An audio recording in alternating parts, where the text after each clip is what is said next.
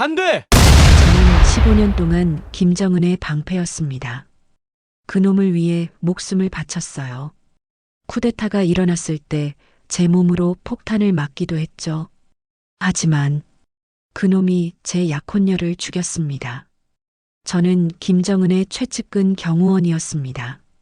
오늘은 제 복수 이야기를 들려드릴게요. 끝까지 들어주세요. 이어지는 얘기가 궁금하다면 꼭 구독과 좋아요도 꼭 눌러주세요. 여러분, 충성이라는 게 뭔지 아세요? 저는 그게 사랑보다 중요하다고 생각했어요. 나라를 지키는 게 개인의 행복보다 소중하다고 믿었죠. 얼마나 바보 같은 생각이었는지 지금은 알겠어요. 2018년 겨울이었어요. 김정은이 위험에 처했을 때 제가 구해줬거든요. 그날 폭탄이 터지는 순간을 지금도 생생히 기억해요. 시간이 멈춘 것 같았어요. 김정은을 향해 날아오는 파편들이 슬로우 모션으로 보였죠. 저는 망설이지 않고 뛰어들었어요. 제 몸으로 김정은을 감쌌어요. 뜨거운 쇳조각이 제 등을 관통했어요. 피가 쏟아졌어요. 하지만 김정은은 살았어요. 그 순간 김정은이 제 손을 잡으며 고마워했어요. 평생 잊지 않겠다고, 저를 영원한 방패로 여기겠다고 했어요. 병원에서 깨어났을 때 세상이 바뀌어 있었어요. 간부들이 저를 영웅이라고 불렀어요. 김정은의 생명의 은인이라고 했어요. 조선의 충성자, 충성의 상징이라고 떠받들었어요. 김정은도 직접 문병을 와서 금으로 된 작은 방패를 선물로 줬어요. 저를 자신의 영원한 방패라고 하면서요. 그때 정말 자랑스러웠어요. 29살에 김정은의 최측근이 되다니 꿈 같았거든요. 하지만 그게 제 인생을 지옥으로 만든 시작이었다는 걸 그때는 몰랐어요. 승진과 함께 시작된 건 질투였어요. 간부들의 시선이 달라졌어요. 부러움이 질투로, 질투가 경계심으로 바뀌었죠. 특히 리영철 보위부 부부장이 저를 노골적으로 견제했어요. 높이 올라간 놈들은 떨어질 때 뼈도 못 추린다고 위협했어요. 더 무서운 건 김정은이 저를 스파이로 쓰기 시작했다는 거였어요. 어느 날 김정은이 조용한 곳으로 불렀어요. 자기 주변에 배신할 놈들이 있는 것 같다고 제가 감시해달라고 했어요. 그때부터 저는 이중 생활을 시작했어요. 낮에는 동료들과 웃으며 지내고 밤에는 그들의 일거수일투족을 보고서로 작성했어요. 정말 괴로웠어요. 함께 근무하는 동료들을 의심하고 감시해야 한다는 게 말이에요. 하지만 더 끔찍한 건 제가 그 일에 능숙해졌다는 거였어요. 거짓말하는 것도 연기하는 것도 점점 자연스러워졌어요. 그런 저에게 천사가 나타났어요. 미화였어요. 평양 거리에서 우연히 본 그녀는 정말 아름다웠어요. 맑은 눈동자의 환한 미소. 제 심장이 멈출 것 같았어요. 여러분도 첫사랑 기억하시죠? 가슴 뛰던 그 마음 말이에요. 저에게 미화는 지옥 같은 일상에서 유일한 천국이었어요. 하지만 경호원이 사랑에 빠진다는 건 죽음과 같은 일이에요. 모든 행동이 감시받거든요. 그런데도 사랑을 멈출 수 없었어요. 미화만 보면 제가 인간인 것 같았거든요. 1년 동안 목숨 걸고 만났어요. 늘 뒤를 돌아보며 혹시 누가 따라오나 조마조마하면서요. 겨울 어느 날 대동강이 꽁꽁 언 밤에 저는 미화에게 청혼했어요. 미화가 기쁨의 눈물을 흘리며 평생 함께하자고 약속했어요. 그때만 해도 그 약속이 얼마나 허무한 거였는지 몰랐어요. 봄이 오자마자 악마가 나타났거든요. 김정은이 미화에게 눈독을 들이기 시작한 거예요.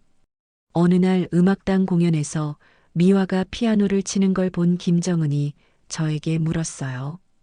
저 피아니스트가 누구냐고 참 아름답다고 하더라고요. 그 순간 온몸에 소름이 돋았어요. 김정은이 미화에게 관심을 보인다는 건 곧 재앙이었거든요. 며칠 후 정말 끔찍한 소식이 들려왔어요. 미화가 만족조 후보로 선발됐다는 거였어요. 만족조. 김정은의 성적 욕구를 채워주는 여자들을 뜻해요. 아름다운 처녀들을 강제로 끌고 가서 말하기도 더러운 일들을 시키는 거예요. 제 약혼녀가 그런 곳에 끌려간다는 거였어요. 그날 밤 미화를 몰래 만났어요. 무슨 일인지 알고 있냐고, 어디로 끌려가는 건지 아냐고 떨리는 목소리로 물었어요. 저는 말할 수 없었어요. 어떻게 만족조라는 말을 입에 담겠어요. 그냥 괜찮을 거라고, 제가 뭔가 방법을 찾아보겠다고 거짓말했어요. 하지만 미화는 똑똑한 여자였어요. 제 표정만 봐도 심각한 일이라는 걸 알았어요. 미화가 무섭다고 떨며 제 품에서 울었어요. 그때 저는 결심했어야 했어요. 미화와 함께 도망쳐야 했어요. 하지만 저는 비겁했어요. 김정은의 최측근이라는 자리, 그 권력과 명예를 포기할 수 없었어요. 15년 동안 쌓아온 모든 것을 버릴 용기가 없었던 거예요. 체제를 배신하면 안 된다고, 충성을 저버리면 안 된다고 생각했어요. 그래서 한심한 타협을 했어요. 미화에게 브로커를 소개해줬어요. 혹시나 해서 탈북 루트를 알아봐 달라고 부탁한 거였어요. 물론 진심은 아니었어요. 그냥 만약의 경우를 대비한 것뿐이라고 스스로를 속였어요. 결국 저는 미화를 완전히 구해주지도 완전히 포기하지도 못하는 어정쩡한 상태였던 거예요. 그게 제 인생 최대의 실수였어요. 며칠 후 미화가 만족조에 끌려갔어요. 제 눈앞에서 봤거든요. 미화가 저를 봤어요. 원망과 실망 그리고 절망이 가득한 눈빛이었어요. 왜 날 지켜주지 못했냐는 그런 눈빛이었어요. 그 순간 제 가슴이 무너졌어요. 하지만 아무것도 할 수 없었어요. 그날부터 저는 지옥을 맛봤어요. 매일 김정은 옆에서 경호를 서면서 미화가 당하고 있을 일들을 상상해야 했어요. 제가 목숨 걸고 지키는 그 사람이 제 사랑하는 여자를 짓밟고 있다는 걸 매 순간 느껴야 했어요. 석 달. 미화는 석 달을 버텼어요. 끝까지 저항했대요. 김정은이 뭘 요구해도 거부했다고 해요. 자기한테는 약혼자가 있다고 소리쳤다더라고요. 그래서 더 혹독한 고문을 받았어요. 매일 맞고 굶었어요. 그래도 굴복하지 않았어요. 그런 미화가 자랑스러웠어요. 동시에 너무 미안했어요. 그해 여름, 더 충격적인 소식이 들려왔어요. 미화가 탈북을 시도했다는 거였어요. 제가 소개해준 브로커를 통해서요. 하지만 보위부에 발각됐어요. 미화뿐만 아니라 가족들까지 모두 잡혔어요. 그리고 공개 처형이 결정됐어요. 그 소식을 들었을 때 저는 완전히 무너졌어요. 제가 소개해준 브로커 때문에 미화와 그 가족이 죽게 된 거였어요. 제가 미화를 죽인 거였어요. 처형일이 정해졌어요. 평양 중앙광장에서 미화와 그 가족이 총살당하기로 했어요. 그날 저는 김정은의 경호원으로서 500m 떨어진 곳에서 지켜봐야 했어요. 사랑하는 사람이 죽어가는 모습을 말이에요. 미화와 가족들이 나무 기둥에 묶였어요. 미화가 고개를 들어 제가 있는 쪽을 바라봤어요. 500m나 떨어져 있는데도 정확히 제가 서 있는 곳을 바라봤어요. 미화의 눈빛에는 원망이 없었어요. 오히려 이해한다는 듯한 슬픈 미소를 지었어요. 총성이 울렸어요. 한 발, 두 발, 세 발, 네 발. 미화가 쓰러졌어요. 제 사랑이 죽었어요. 그 순간 제 안에서 무언가 터졌어요. 15년 동안 쌓아온 충성심이 한순간에 분노로 바뀌었어요. 더 이상 김정은의 방패가 될 수 없었어요. 제 사랑을 죽인 놈의 방패 따위. 미화가 죽은 순간 제 충성도 끝났어요. 그날 밤 보이부에서 연락이 왔어요. 미화와의 관계를 조사하겠다는 거였어요. 저도 죽이려는 거였어요. 하지만 저는 이미 다른 사람이 되어 있었어요. 김정은의 충실한 개가 아니라 복수에 불타는 짐승으로요. 제 마지막 전쟁이 시작됐어요. 여러분, 성공한 사람 주변에 뭐가 가장 많이 생기는지 아세요? 적입니다. 질투하는 적들이요. 제가 김정은의 최측근이 된 순간, 저는 북한에서 가장 위험한 남자가 됐어요. 왜냐고요? 김정은의 총애를 받는다는 건 다른 간부들에게는 죽음의 위협이거든요. 북한 권력의 핵심부. 그곳은 정글보다 더 무서운 곳이에요. 하루아침에 영웅이 역적이 되고 충신이 반역자가 되는 곳이죠. 제가 김정은을 구한 지 석 달이 지났을 때 첫 번째 경고가 왔어요. 아침에 제 사물함을 열었는데 까만 봉투가 들어있더라고요. 열어보니 죽은 쥐 한 마리와 쪽지가 들어있었어요. 너무 높이 날지 마라, 떨어져 죽는다는 내용이었어요. 그 순간 온몸에 소름이 돋았어요. 누군가 저를 죽이려고 작정하고 있다는 거였어요. 더 충격적인 건 제 사물함은 최고 보안구역에 있었다는 거예요. 고위 간부가 아니면 들어올 수 없는 곳이었죠. 그 말은 저를 죽이려는 놈이 바로 윗선에 있다는 뜻이었어요. 그날부터 저는 사방이 적으로 둘러싸인 기분이었어요. 복도를 걸어갈 때마다 등 뒤에서 느껴지는 차가운 시선들. 예전에는 형이라고 부르며 친하게 지냈던 선배들이 이제는 저를 경계의 눈으로 바라봤어요. 가장 위험한 건 리영철 보이부 부부장이었어요. 그놈이 저를 제거하기 위해 본격적으로 움직이기 시작했거든요. 어느 날 복도에서 마주쳤을 때 하는 말이 조심하라더라고요. 높이 올라간 놈들은 떨어질 때 뼈도 못 추린다고 했어요. 노골적인 위협이었죠. 그런데 정말 소름 끼치는 일이 벌어졌어요. 리영철이 저에 대한 뒷조사를 시작한 거예요. 제가 어디서 태어났는지, 가족이 누구인지, 학교는 어디를 나왔는지, 심지어 어렸을 때 친구들까지 모조리 조사했어요. 더 끔찍한 건 제 일거수일투족을 감시하기 시작했다는 거예요. 몇 시에 집에서 나오는지, 어느 길로 출근하는지, 점심은 뭘 먹는지, 화장실은 몇 번 가는지까지 기록했어요. 어떻게 알았냐고요? 제 후배 하나가 위험을 무릅쓰고 알려줬거든요. 보이부에서 저 뒷조사하고 있다고 뭔가 꼬투리 잡으려고 난리라고 했어요. 그때 깨달았어요. 제 부모님까지 위험에 빠뜨린 거구나. 온몸이 식었어요. 더 무서운 사실을 알게 됐어요.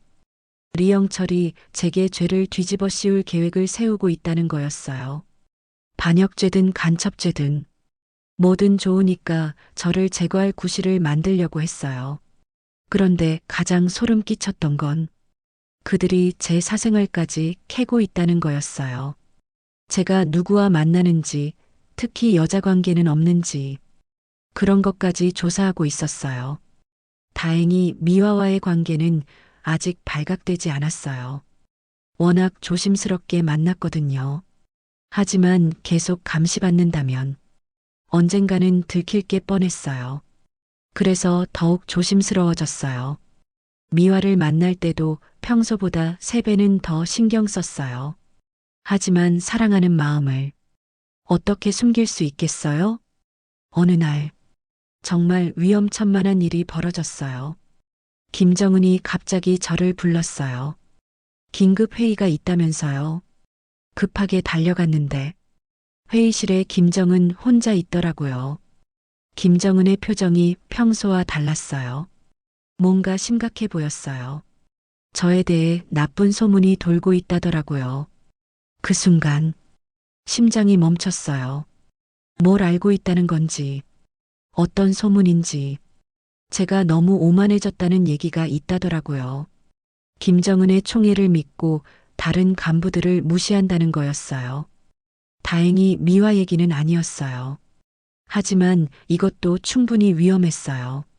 그런 일은 절대 없다고, 저는 항상 조심스럽게 행동한다고 했어요. 김정은도 제가 그런 사람이 아니라는 걸 안다고 하더라고요. 하지만 그 다음 말이 저를 완전히 얼어붙게 만들었어요. 조심하라고 했어요. 자기가 총애한다고 해서 영원히 안전한 건 아니라고. 이 세상에 영원한 건 아무것도 없다고 했어요. 그 말이 경고였어요. 김정은조차 저를 지켜줄 수 없다는 뜻이었죠. 나가는 길에 복도에서 리영철과 마주쳤어요. 그놈이 비웃듯 웃으며 수령님과의 대화는 어땠냐고 물었어요. 소름이 돋았어요. 제가 김정은과 뭘 얘기했는지 그놈이 알고 있다는 거였어요. 김정은 주변에 리영철의 스파이가 있다는 뜻이었죠.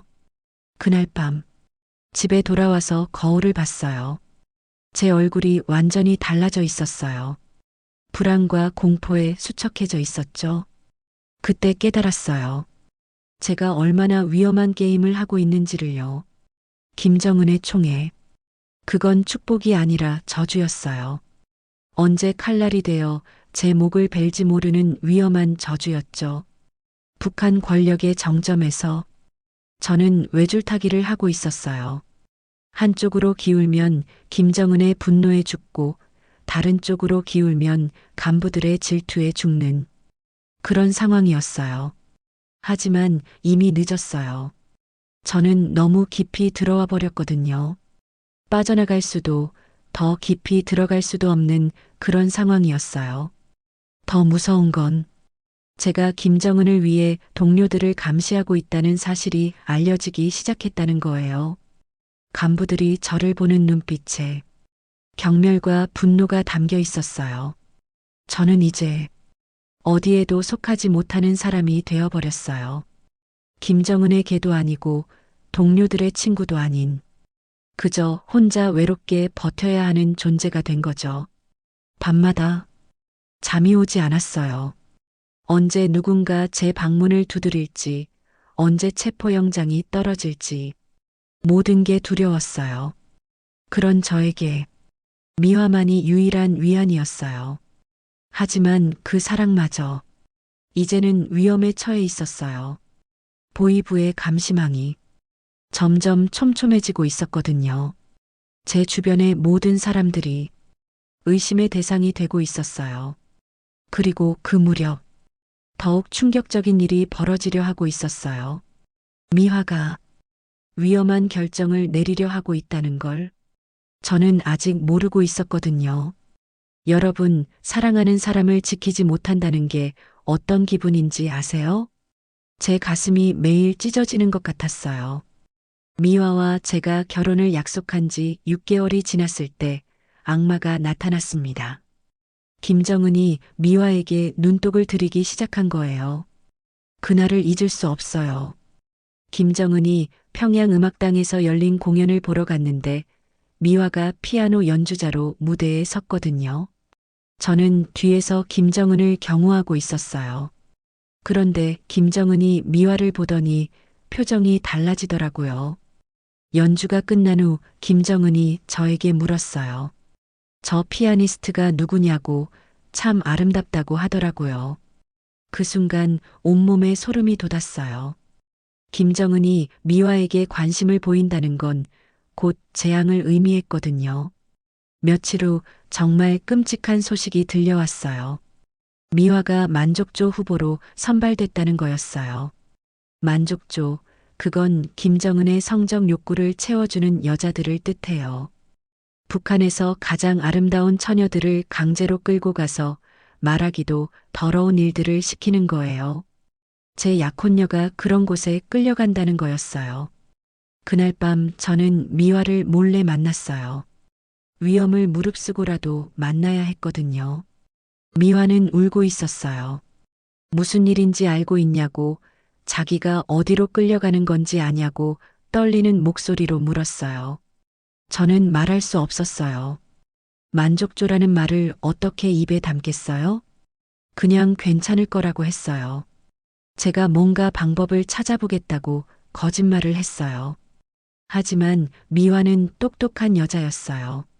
제 표정만 봐도 뭔가 심각한 일이라는 걸 알았어요. 미화가 정말 무섭다고 떨며 제 품에서 울었어요. 그때 저는 결심했어야 했어요. 미화와 함께 도망쳐야 했어요. 아니면 김정은에게 무릎 꿇고 빌어서라도 미화를 지켜야 했어요. 하지만 저는 비겁했어요. 김정은의 최측근이라는 자리, 그 권력과 명예를 포기할 수 없었어요. 15년 동안 쌓아온 모든 것을 버릴 용기가 없었던 거예요. 왜냐하면 저는 아직도 착각하고 있었거든요. 체제를 배신하면 안 된다고, 김정은에 대한 충성을 저버리면 안 된다고 생각했어요. 그래서 한심한 타협을 했어요. 미화에게 브로커를 소개해줬어요. 혹시나 해서 탈북 루트를 알아봐 달라고 부탁한 거였어요. 물론 진심은 아니었어요. 미화가 정말 탈북을 시도할 거라고는 생각하지 못했거든요. 그냥 만약의 경우를 대비한 것뿐이라고 스스로를 속였어요. 제가 그 브로커를 소개한 이유는 이거였어요. 적극적으로 도울 수는 없지만 그래도 뭔가는 해야겠다는 마음이었죠. 하지만 동시에 들키면 안 된다는 두려움 때문에 소극적으로밖에 도울 수 없었어요. 결국 저는 미화를 완전히 구해주지도 완전히 포기하지도 못하는 어정쩡한 상태였던 거예요. 그게 제 인생 최대의 실수였어요. 며칠 후 미화가 만족조에 끌려갔어요. 그날 저는 김정은 옆에서 경호를 서고 있었어요. 미화가 끌려오는 걸 제 눈앞에서 봤거든요. 미화가 저를 봤어요. 그 눈빛을 평생 잊을 수 없어요. 원망과 실망 그리고 절망이 가득했어요. 왜 날 지켜주지 못했냐는 그런 눈빛이었어요. 그 순간 제 가슴이 무너졌어요. 하지만 아무것도 할 수 없었어요. 김정은 바로 옆에 서 있는데 무슨 수로 미화를 구해내겠어요? 그날부터 저는 지옥을 맛봤어요. 매일 김정은 옆에서 경호를 서면서 미화가 당하고 있을 일들을 상상해야 했어요. 제가 목숨 걸고 지키는 그 사람이 제 사랑하는 여자를 짓밟고 있다는 걸 매 순간 느껴야 했어요. 더 끔찍한 건 김정은이 가끔 미화 얘기를 한다는 거였어요. 새로운 피아니스트가 참 좋다고, 연주 실력도 뛰어나고, 얼굴도 예쁘다고 그런 말들을 들어야 했어요. 그때마다 제 주먹에 힘이 들어갔어요. 지금 당장 김정은의 목을 조르고 싶었어요. 하지만 참을 수밖에 없었어요. 한 달이 지났어요. 두 달이 지났어요. 제가 만났던 그 밝고 아름다운 미화는 점점 사라져 갔어요. 가끔 멀리서나마 미화를 볼 수 있을 때가 있었어요. 김정은의 공식 행사에 동원될 때였죠. 하지만 그건 제가 알던 미화가 아니었어요. 생기 없는 눈빛, 헬쑥해진 얼굴, 강제로 지은 미소였어요. 제 가슴이 매번 찢어졌어요. 더 참을 수 없었던 건 다른 경호원들이 하는 얘기였어요. 만족조 얘기를 하면서 새로운 피아니스트가 참 이쁘다고 하지만 성격이 고집세다고 그런 소문들을 들어야 했어요.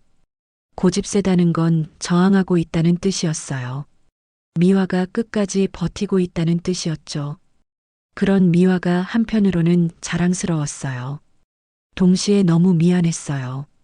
제가 지켜주지 못해서 그 고통을 혼자 감당하게 만들어서요. 석 달째 되던 어느 날 충격적인 소식을 들었어요. 브로커가 체포됐다는 거였어요. 제가 미화에게 소개해줬던 그 브로커 말이에요. 그리고 그 브로커의 입을 통해 미화의 탈북 계획이 발각된 거였어요. 보이부에서 미화를 조사하기 시작했어요.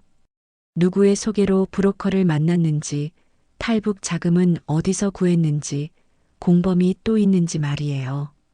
그때 저는 완전히 패닉에 빠졌어요. 미화가 제 이름을 댈까봐 두려웠어요. 그렇게 되면 저도 끝이었거든요. 하지만 더 무서웠던 건 미화가 당할 고문이었어요. 탈북 시도는 북한에서 가장 무거운 죄 중 하나예요. 본인뿐만 아니라 가족들까지 처벌받아요. 며칠 후 예상했던 일이 벌어졌어요. 미화의 가족들이 모두 체포됐어요. 70살 아버지, 50살 어머니, 20살 남동생까지 말이에요. 그리고 공개 처형이 결정됐어요. 그 소식을 들었을 때 저는 완전히 무너졌어요. 제가 소개해준 브로커 때문에 미화와 그 가족이 죽게 된 거였어요. 제가 미화를 죽인 거였어요. 그날 밤 저는 미친 사람처럼 울었어요. 15년 동안 한 번도 운 적 없던 제가 목 놓아 울었어요. 왜 그때 함께 도망치지 못했을까? 왜 김정은보다 미화를 선택하지 못했을까요? 후회해도 이미 늦었어요. 처형일이 정해졌어요.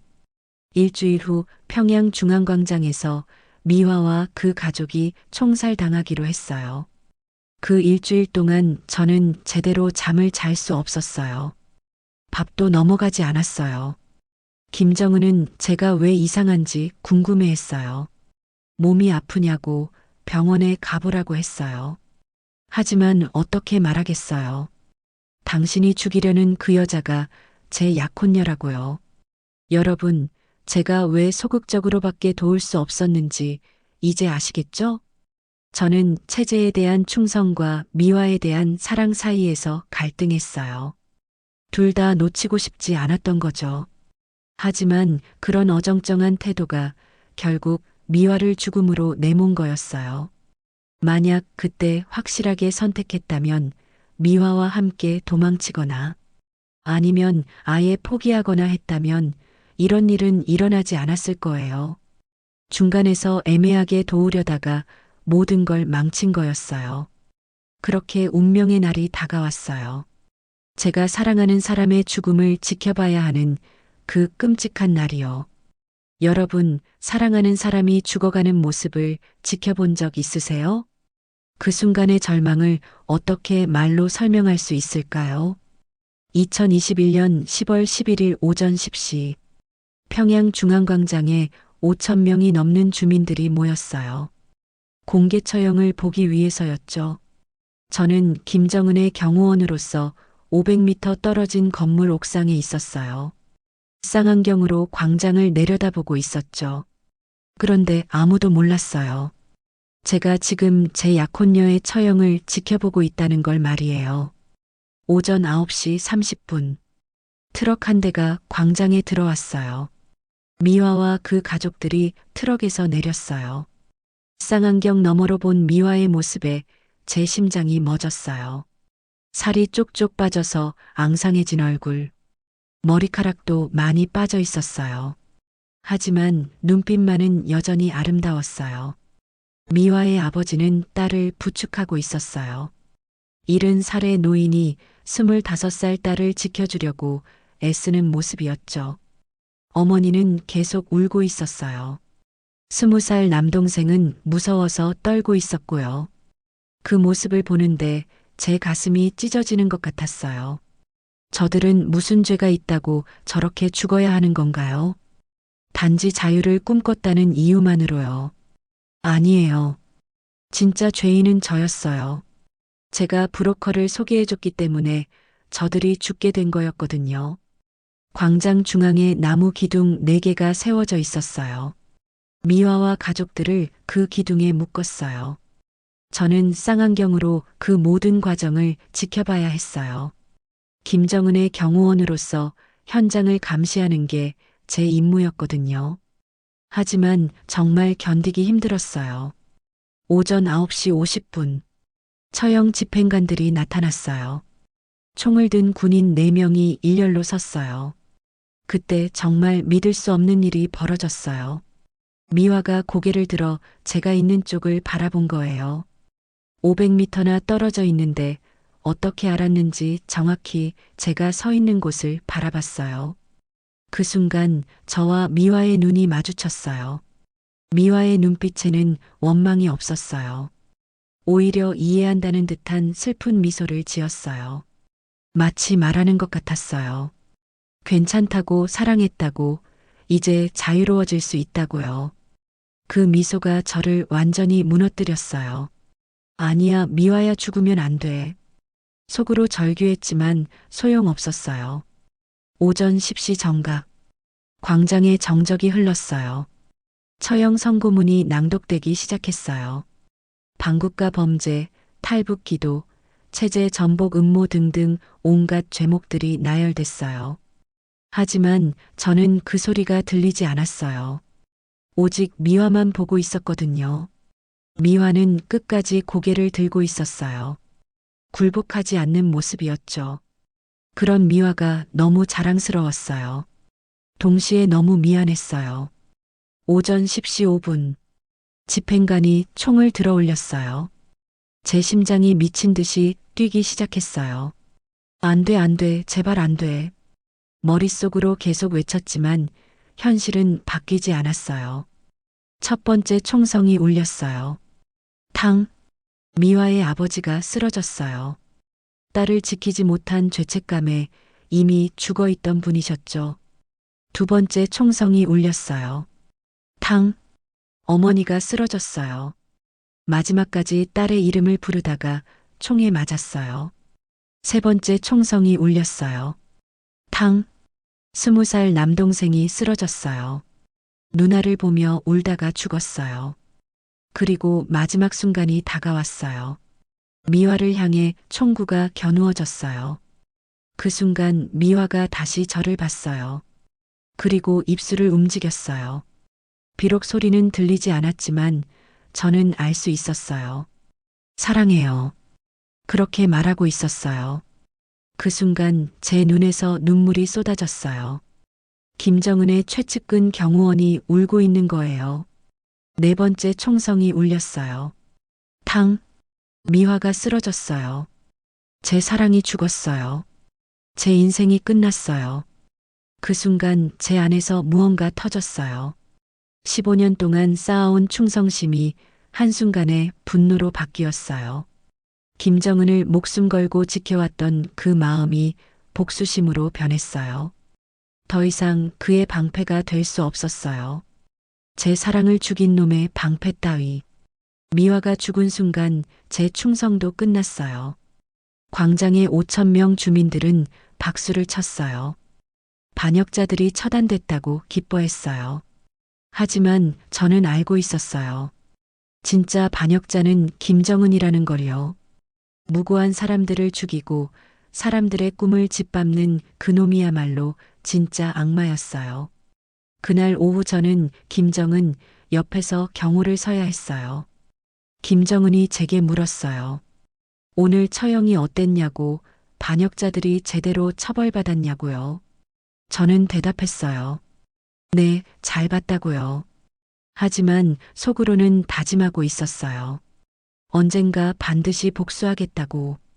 미화의 원수를 갚겠다고요.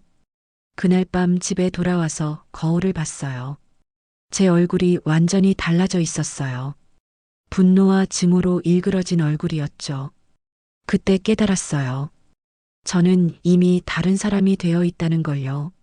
김정은의 충실한 방패가 아니라 복수에 불타는 반역자로 변해 있었어요.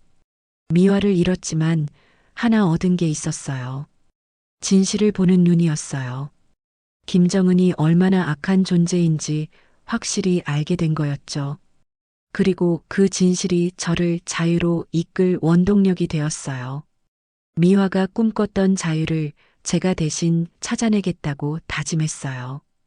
그녀의 죽음이 헛되지 않도록 저는 반드시 살아남아서 이 모든 걸 세상에 알리겠다고 맹세했어요. 그렇게 제 복수가 시작됐어요. 여러분, 복수라는 게 사람을 어떻게 바꾸는지 아세요? 미화가 죽은 지 사흘 후 저는 완전히 다른 사람이 되어 있었어요. 겉으로는 여전히 김정은의 충실한 경호원이었지만 속으로는 복수의 칼날을 갈고 있었거든요. 그런데 운명이라는 게 정말 무서워요. 제가 복수를 다짐한 바로 그때 보위부에서 저를 조사하기 시작했어요. 미화와의 관계를 의심하기 시작한 거예요. 그날 오후 리영철 보이부 부부장이 저를 불렀어요. 사무실에 들어가니 제 사진들이 책상 위에 펼쳐져 있더라고요. 미화와 함께 찍은 사진들이었어요. 어떻게 구했는지 모르겠지만 저희가 몰래 만나던 모습들이 다 찍혀 있었어요. 리영철이 차가운 눈빛으로 저를 바라보며 물었어요. 처형당한 반역자와 연인 관계였냐는 거였어요. 그 순간 제 심장이 멎었어요. 들켰구나 싶었죠. 하지만 저는 끝까지 부인했어요. 그냥 우연히 아는 사이였다고, 특별한 관계가 아니라고 했어요. 리영철은 비웃었어요. 증거가 이렇게 많은데 어떻게 부인하냐고 했어요. 그리고 더 충격적인 말을 했어요. 제가 미화에게 브로커를 소개해줬다는 걸 안다고 하더라고요. 그때 깨달았어요. 미화가 고문을 받으면서 제 이름을 댔구나 싶었죠. 리영철이 말했어요. 동조 혐의로 체포하겠다고, 내일 아침에 체포영장이 나올 거라고 했어요. 그날 밤 저는 선택해야 했어요. 순순히 체포되어 미화처럼 죽을 것인가, 아니면 도망칠 것인가. 고민할 필요도 없었어요. 저는 아직 해야 할 일이 남아 있었거든요. 미화의 복수를 해야 했어요. 그래서 결심했어요. 탈출하기로요. 하지만 쉬운 일이 아니었어요. 저는 김정은의 최측근 경호원이었거든요. 제 모든 행동이 감시받고 있었어요. 더구나 평양을 벗어나려면 4km에 이르는 경호망을 뚫어야 했어요. 제가 직접 설계한 바로 그 경호망을요. 하지만 역설적으로 그게 제 장점이었어요. 모든 허점을 알고 있었거든요. 새벽 4시 저는 집을 나섰어요. 체포조가 오기 전에 미리 도망치려고 했어요. 하지만 이미 늦었어요. 집 앞에 검은 승용차 2대가 서 있더라고요. 체포조였어요. 차에서 4명의 요원이 내렸어요. 그런데 깜짝 놀란 건 그 중에 제가 아는 얼굴들이 있다는 거였어요. 함께 근무했던 동료들이었어요. 박철수, 김민석 같은 친구들이요. 그들이 저를 체포하러 온 거였어요. 그 순간 제 가슴이 무너졌어요. 한때 형이라고 부르며 함께 일했던 사람들이 이제는 저를 잡으러 온 거였어요. 박철수가 미안한 표정으로 같이 가자고, 저항하지 말라고 했어요. 하지만 저는 갈 수 없었어요. 아직 복수를 하지 못했거든요. 저는 미안하다고, 갈 수 없다고 했어요. 그 순간 상황이 급변했어요. 총격전이 벌어졌어요. 정말 슬픈 일이었어요. 한때 가족 같았던 동료들과 싸워야 한다는 게 말이에요. 하지만 어쩔 수 없었어요. 저는 이미 선을 넘어버렸거든요. 15년간 쌓은 실력이 헛되지 않았어요. 저는 그들을 제압했어요. 죽이지는 않았어요. 한때 형이라고 부르던 사람들이었으니까요. 그 자리를 떠나면서 정말 마음이 아팠어요. 이제 정말 돌이킬 수 없는 강을 건넌 거였어요. 저는 북한 전체의 적이 된 거였어요. 평양을 벗어나는 건 정말 어려웠어요. 곳곳에 검문소가 있었고 제 얼굴이 수배자 명단에 올라 있었어요. 하지만 저는 모든 비밀 통로를 알고 있었어요. 김정은을 경호하면서 평양의 구석구석을 다 파악하고 있었거든요. 하수구를 통해 이동하기도 하고 건물 옥상을 타고 이동하기도 했어요. 새벽 6시 저는 평양 외곽에 도착했어요. 이제 진짜 어려운 부분이 시작됐어요. 4km 경호망을 뚫어야 했거든요. 이 경호망은 제가 설계에 참여한 거였어요. 그래서 허점을 알고 있었지만 동시에 얼마나 위험한지도 잘 알고 있었어요. 전자 감지기, 적외선 센서, 지뢰밭, 철조망, 그리고 순찰조들까지. 하지만 저는 포기할 수 없었어요. 미화가 꿈꿨던 자유를 찾아야 했고 세상에 진실을 알려야 했거든요. 어둠 속에서 한 발 한 발 조심스럽게 움직였어요. 감지기를 피해가고 센서의 사각지대를 이용했어요. 지뢰밭은 제가 아는 안전한 경로로 통과했어요. 하지만 마지막 관문에서 들켰어요. 순찰조와 마주친 거예요. 또 다른 싸움이 벌어졌어요. 저는 부상을 입었어요. 어깨에 총상을 입고 다리도 다쳤어요. 하지만 포기할 수 없었어요. 마침내 순찰조를 따돌리고 경호망을 뚫었어요. 피투성이가 된 채로 북한을 벗어난 거였어요. 그 순간 느낀 감정을 어떻게 표현할까요? 자유에 대한 갈망, 미화에 대한 그리움, 그리고 복수에 대한 의지가 모두 섞여 있었어요. 동료들을 상처 입힌 것에 대한 죄책감도 있었어요. 하지만 어쩔 수 없는 선택이었어요. 저는 이제 김정은의 방패가 아니었어요. 자유를 향해 날아가는 새였어요. 미화의 복수를 위해, 진실을 알리기 위해 살아남은 증인이었어요. 하지만 여기서 끝이 아니었어요. 진짜 모험은 이제 시작이었어요. 여러분, 죽음 앞에서도 포기하지 않는 의지라는 게 있는 줄 아세요? 북한을 벗어난 저는 상처투성이었어요. 어깨의 총상에서 피가 계속 흘렀고 다친 다리 때문에 걸음도 제대로 걸을 수 없었어요. 하지만 멈출 수 없었어요. 보이부가 곧 추격해 올 게 뻔했거든요. 제가 향한 곳은 압록강이었어요. 중국과의 국경선 말이에요. 그곳을 넘어야만 진짜 자유에 한 발 더 가까워질 수 있었어요. 하지만 그 길은 정말 험난했어요. 북한 국경지대는 지뢰밭이 곳곳에 숨어 있었고 감시초소마다 병사들이 지키고 있었어요. 더구나 제가 김정은의 최측근 경호원이었다는 게 알려지면서 추격의 강도가 달랐어요. 헬리콥터 소리가 머리 위를 맴돌았어요. 수색견들이 제 냄새를 추적하고 있었어요. 정말 절망적인 상황이었어요. 하지만 포기할 수 없었어요. 미화를 위해서라도 살아남아야 했어요. 이틀 동안 숨어서 이동했어요. 낮에는 숲속에 숨어 있고 밤에만 조금씩 움직였어요. 물도 제대로 마시지 못했고 음식은 더더욱 구할 수 없었어요. 상처는 점점 악화됐어요. 열이 나기 시작했고 의식도 흐릿해졌어요. 한때는 정말 포기하고 싶었어요. 이대로 죽는 게 낫겠다는 생각도 들었어요. 그런데 그때마다 미화의 얼굴이 떠올랐어요. 처형당하기 직전에 지어 보였던 그 슬픈 미소가 저를 다시 일으켜 세웠어요. 그녀가 꿈꿨던 자유를 제가 대신 찾아야 한다는 사명감이 저를 버티게 했어요. 사흘째 되던 밤 드디어 압록강에 도착했어요. 강물이 눈앞에 펼쳐졌을 때의 그 감격을 어떻게 표현할까요? 하지만 동시에 절망적이었어요. 강물이 얼어있긴 했지만 얼음이 너무 얇았어요. 걸어서 건너기에는 위험했어요. 더구나 중국 쪽에도 국경 수비대가 있어서 함부로 접근할 수 없었어요. 그때 뒤에서 개 짖는 소리가 들렸어요. 추격대가 따라온 거였어요. 수색견들이 제 냄새를 맡고 쫓아온 거였죠. 이제 선택의 여지가 없었어요. 얼음 위를 걸어서 건널 것인가 아니면 물에 뛰어들 것인가. 저는 물에 뛰어들기로 했어요. 12월의 압록 강물은 정말 차가웠어요. 물에 뛰어드는 순간 숨이 멎을 것 같았어요.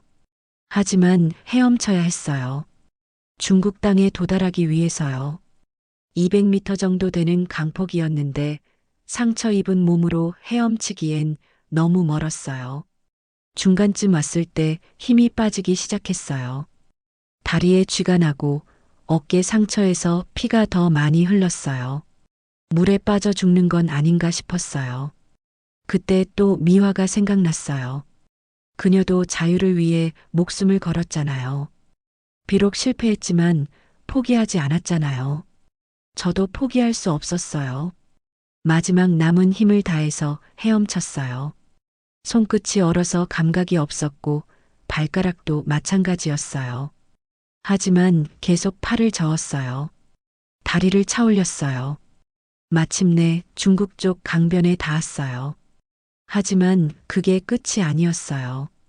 중국 쪽에도 국경수비대가 있었거든요. 북한 탈북자를 발견하면 다시 북한으로 송환하는 경우가 많았어요. 그래서 조심스럽게 움직여야 했어요. 강변에서 기어 나와 풀숲에 숨었어요. 온몸이 얼어붙어서 움직일 수가 없었어요. 이대로 동사하는 건 아닌가 싶었어요. 그런데 기적이 일어났어요. 멀리서 불빛이 보이더라고요. 중국인 농민의 집 같았어요. 마지막 힘을 내서 그 집으로 기어갔어요. 문을 두드렸는데 나이든 중국인 아저씨가 나왔어요. 제 모습을 보더니 깜짝 놀라더라고요. 온몸이 얼어붙고 상처투성이인 저를 보고 탈북자라는 걸 바로 알았을 거예요. 그 아저씨가 저를 집 안으로 데려다 줬어요. 따뜻한 물로 몸을 씻게 해주고 옷도 갈아입혀줬어요. 뜨거운 죽도 끓여줬어요. 그 순간 정말 고마웠어요. 낯선 타국에서 만난 선한 사람의 따뜻함이었어요. 그 아저씨는 말이 통하지 않았지만 몸짓으로 의사소통했어요.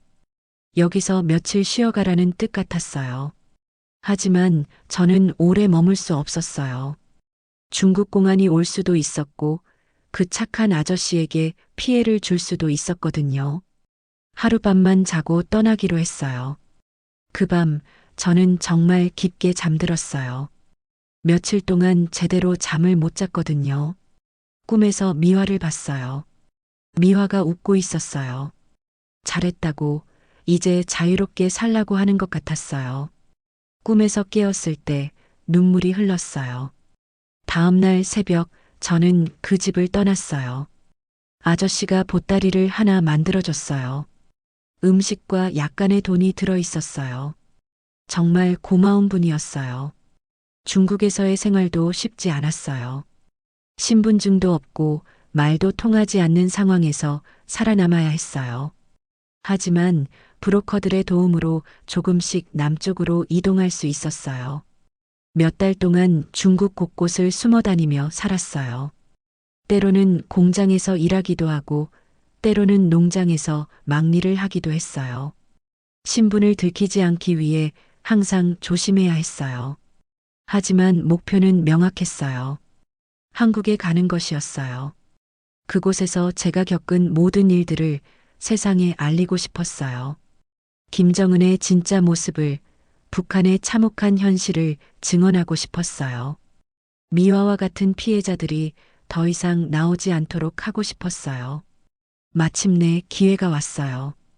한국 정보기관과 연결될 수 있는 루트를 찾았어요.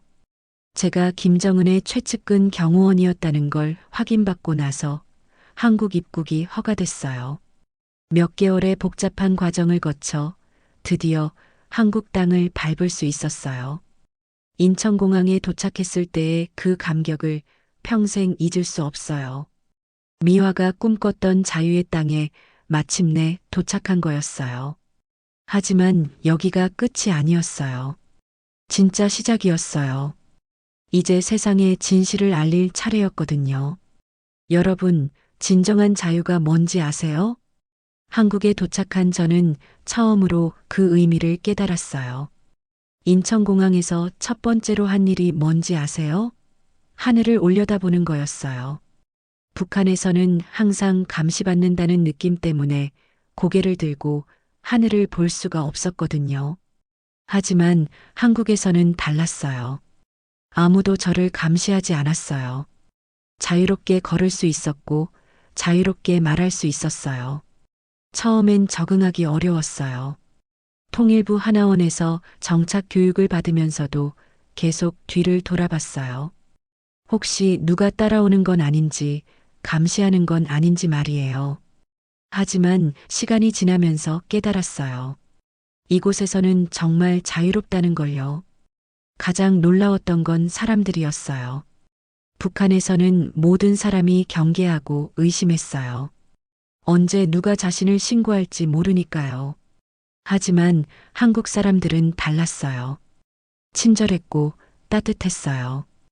특히 제가 탈북자라는 걸 알고도 차별하지 않고 도와주는 분들이 많았어요. 그런 모습을 보면서 정말 감동했어요. 이게 자유민주주의 사회구나 싶었죠. 하나원을 나온 후 저는 서울에 정착했어요. 처음에는 편의점 아르바이트부터 시작했어요. 북한에서는 최고 권력층이었지만 여기서는 그냥 평범한 탈북민이었어요. 하지만 전혀 부끄럽지 않았어요. 오히려 자유롭게 일할 수 있다는 게 감사했어요. 편의점에서 일하면서 많은 걸 배웠어요. 손님들과 대화하는 법, 한국 사회의 문화, 그리고 무엇보다 평범한 사람으로 사는 기쁨을 알게 됐어요. 북한에서는 항상 긴장하고 살았는데 여기서는 웃으면서 살 수 있었어요. 몇 개월이 지난 후 제게 특별한 기회가 왔어요. 한국 정보기관에서 연락이 온 거예요. 제가 김정은의 최측근 경호원이었다는 걸 확인하고 증언을 부탁하더라고요. 북한의 실상에 대해, 김정은의 실체에 대해 말해달라는 거였어요. 저는 기꺼이 응했어요. 이게 바로 제가 살아남은 이유라고 생각했거든요.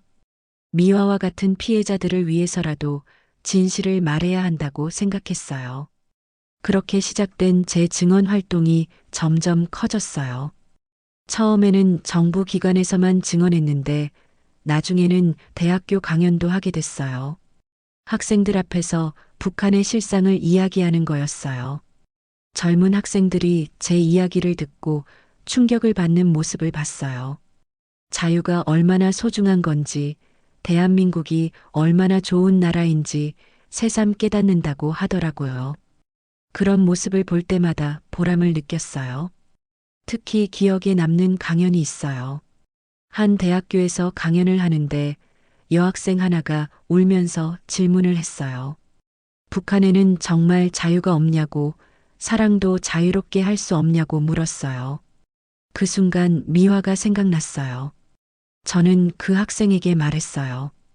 북한에서는 사랑조차 자유롭지 않다고, 제가 사랑했던 사람은 그 때문에 죽었다고요.